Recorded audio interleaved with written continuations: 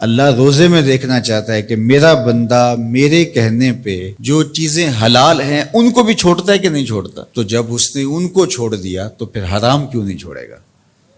اور جس نے روزے میں حرام بھی نہیں چھوڑا، غیبت بھی نہیں چھوڑی، جھوٹ بھی نہیں چھوڑا، لوگوں کو اذیت دینا بھی نہیں چھوڑا، تلخ رویے بھی ترک نہیں کیے، گالی گلوچ سب و شتم کا مزاج بھی ترک نہیں کیا، لوگوں سے رشوت لینا اور لوگوں کو اذیت دینا بھی ترک نہیں کیا، تو پھر وہ بھوک کاٹ رہا ہے. وہ اللہ کے حکم کی تعمیل نہیں کر رہا ہے، وہ تو کہہ رہا ہے کہ میں تمہارا امتحان لینا چاہتا ہوں، تم حلال بھی چھوڑو گے اور یہ حرام بھی چھوڑنے کے لیے تیار نہیں ہے. تو پھر وہ روزہ ہی نہیں. ہم ہر سال مشق کرتے ہیں، ماہ سیام گزر جاتا ہے، پھر جہاں کھڑے ہوتے ہیں وہیں کھڑے ہوتے ہیں، جبکہ روزہ تو 1 مہینے کی ٹریننگ ہے. 1 مہینے کی ٹریننگ کے بعد ہمارے عیب جھڑ جانے چاہیے، ہمارے گناہ دھل جانے چاہیے، ہمارے اندر کو تقوی کے نور سے مالا مال ہو جانا چاہیے. لیکن ہم نے مشق کی نہیں، ہم کام چور رہے. تو پھر نتیجہ کیا ہوا کہ جہاں کھڑے تھے وہیں رہے. تو روزے کا مقصد اتقاء کو پیدا کرنا ہے، اور ہر وہ کام جو اللہ کی ناراضگی کا ذریعہ ہے اس کو ترک کرنے کا نام تقویٰ ہے. اور اگر کوئی ایسا کام سرزد ہو جائے جو اللہ کی ناراضگی کا سبب اور ذریعہ ہے تو فوراً توبہ کی جائے، رجوع کیا جائے، ایسے امور بجا لائے جائیں جو اللہ کی رضا کا سبب اور ذریعہ بن جائیں. حضور نے ارشاد فرمایا، حضرت معاذ بن جبل رضی اللہ تعالی عنہ سے مروی ہے، اتق اللہ حیث ما کنت، تو جہاں بھی رہے اللہ سے ڈرتا رہے، خلوت میں ہو، جلوت میں ہو، گھر میں ہو، مسجد میں ہو، بازار میں ہو، تنہائی میں ہو، ہجوم میں ہو، جہاں بھی تو رہے اللہ سے ڈرتا رہے. وَأَتْبِعِ السَّيِّئَةَ الْحَسَنَةَ، اور اگر تم سے کبھی کوئی گناہ سرزد ہو جائے تو فوراً نیکی کر، تم ہوا وہ نیکی اس گناہ کو مٹا ڈالے گی. وَخَالِقِ النَّاسِ بِخُلُقٍ حَسَنٍ، اور لوگوں کے ساتھ اچھے اخلاق کے ساتھ پیش آنا. تو نیکی کرنے کے بعد، تقوی اختیار کرنے کے بعد، تیسری بات حضور نے جو ارشاد فرمائی، حضور سے بڑا حکیم کون ہو سکتا ہے؟ میرے ماں باپ حضور پہ قربان. یہ ہوتا ہے، تھوڑی نیکیاں کر کے لوگ پھول جاتے ہیں، تھوڑی سی پرہیزگاری اختیار کر لی تو سمجھے کہ ہمارے جیسا زمانے میں کوئی نہیں ہے. کوئی کارنامہ سر انجام دے دیا، کوئی کام ہو گیا تمہارے ہاتھ سے تو تم لوگوں کے ساتھ بدتمیزی کرنے لگ جاؤ. تو یہ تو ہمارا دین نہیں کہتا. تو فرمایا اتق اللہ حیث ما کنت، جہاں بھی رہے ایک تو اللہ سے ڈرتا رہنا، اور دوسری بات ارشاد فرمائی اتبع السیئۃ الحسنہ، جب تم کوئی برائی کر بیٹھو تو اس کے فوری بعد تم نیکی کرو، تم ہوا وہ مٹا ڈالے گی. اس کو لکھتے لکھتے دھبا لگ جائے تو اس کو ریموو کر دیتے ہیں نا. زندگی میں چلتے چلتے گناہ سرزد ہو جائے تو نیکی سے اس کو ریموو کر دو، تم ہوا مٹا ڈالے گی اس کو. اور پھر تیسری بات فرمائی وَخَالِقِ النَّاسِ بِخُلُقٍ حَسَنٍ، لوگوں سے رویہ اچھا رکھنا، لوگوں کے ساتھ حسن سلوک سے پیش آنا، بدتمیزی کی زندگی نہ گزارنا. قیامت کے دن جب اعمال تولے جائیں گے سب سے زیادہ وزن جس عمل کا ہوگا وہ حسن خلق ہے، جو پلڑے کو جھکا دے گا.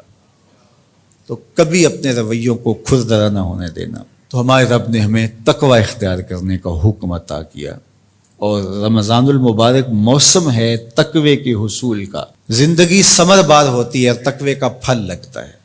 روزہ تقوی کی نشأت کا ذریعہ ہے، روزہ پیدا کرتا ہے اتقاء. لعلکم تتقون اس پہ شاہد عادل ہے.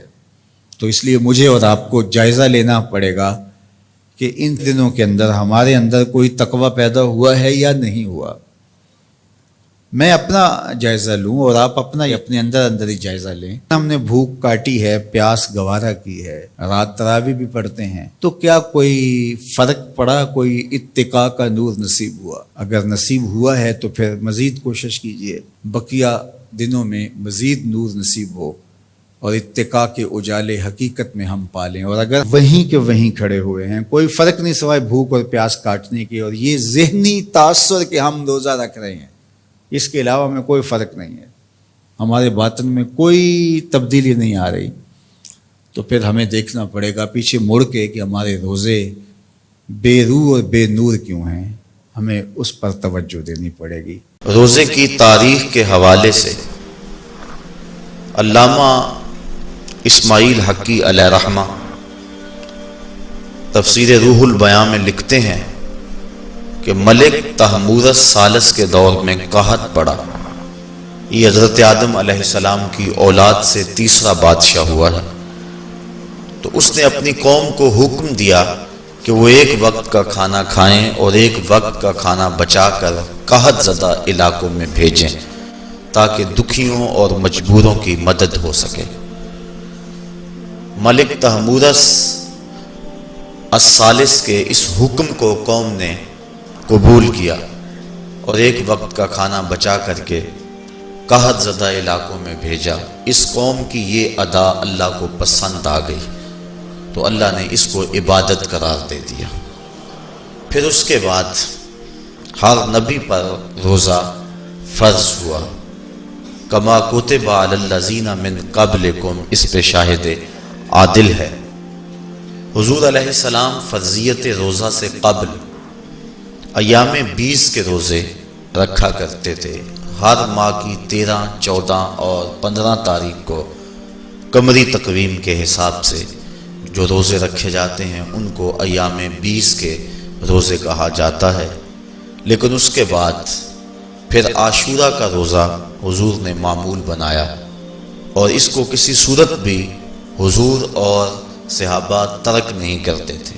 فصام رسول اللہ وامر بصیامہ، حضور نے خود بھی روزہ رکھا اور صحابہ کو بھی حکم دیا کہ یہ روزہ رکھیں۔ لیکن جب سن 2 ہجری کو واقعہ بدر سے ایک مہینہ قبل 17 شعبان المعظم کو جب روزہ فرض کیا گیا تو پھر حکم دے دیا گیا۔ حضرت عائشہ صدیقہ رضی اللہ تعالی عنہا سے روایت ہے کہ فرمایا اب جس کا جی چاہے عاشورے کا روزہ رکھے اور جس کا جی چاہے ترک کر دے، لیکن اس سے قبل وہ روزہ رکھنا امت پر ضروری تھا۔ اب ایام معدودہ یعنی گنتی کے دن، اور وہ 29 یا 30 دن ہیں، ان کے روزے امت پر فرض کر دیے گئے۔ سن 2 ہجری میں روزہ فرض ہوا۔ حضور نے 11 ہجری کو رمضان سے قبل ہی ربیع الاول شریف کے مہینے میں انتقال فرمایا۔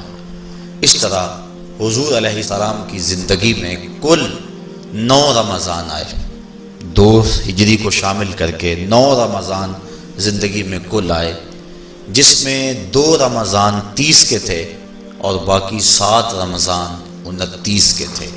اور یہ بات ذہن میں رہے کہ روزے 29 ہوں یا 30 ہوں، اللہ ثواب 30 کا ہی عطا فرماتا۔ جس طرح کوئی شخص بھول کر کھا لے تو حدیث میں آتا اس کو اللہ نے کھلایا، اس کو اللہ نے پلایا، تو وہ اس نے کھا بھی لیا، اس نے پی بھی لیا، لیکن اس کا روزہ بھی باقی رہا۔ اس طرح اگر چاند 29 پہ نظر آ جائے تو ثواب اللہ 30 کا ہی عطا فرماتا ہے۔ یہ اس کی کرم نوازی ہے اپنے بندوں پہ۔ تو روزہ ڈھال ہے اور جہنم سے آزادی کا ایک اہم ذریعہ ہے۔ روزہ اللہ اور بندے کے مابین ایک راز ہے۔ روزہ نور ہے، ضیاء اور روشنی ہے، اور آقا کریم صلی اللہ علیہ وآلہ وسلم نے روزے کی فضیلت بیان کرتے ہوئے ارشاد فرمایا کہ ہر شے کی کوئی زکوٰۃ ہوتی ہے، انسان کے جسم کی زکوٰۃ روزہ ہے۔ اگر روزہ رکھے گا تو جسم زکوٰۃ ادا کرے گا۔ جس طرح زکوٰۃ سے مال پاک ہوتا ہے، روزے سے جسم پاک ہو جاتا ہے۔ اور روزہ ویسے بھی انسان کے لیے شفا کا پیام ہے۔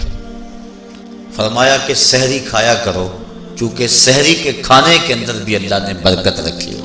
تو یہ ماہ سیام اپنے دامن میں برکتیں لے کر، رحمتیں لے کر نازل ہوتا ہے۔ اس کا پہلا حصہ رحمت، درمیانی حصہ مغفرت، اور آخری حصہ جہنم سے آزادی کا مجدہ جاں فضا ہے۔ حدیث میں آتا ہے کہ اللہ نے میری امت کو رمضان المبارک کے روزے کے حوالے سے 5 چیزیں ایسی عطا کی ہیں جو اس سے قبل کسی امت کو نصیب نہیں ہوئی۔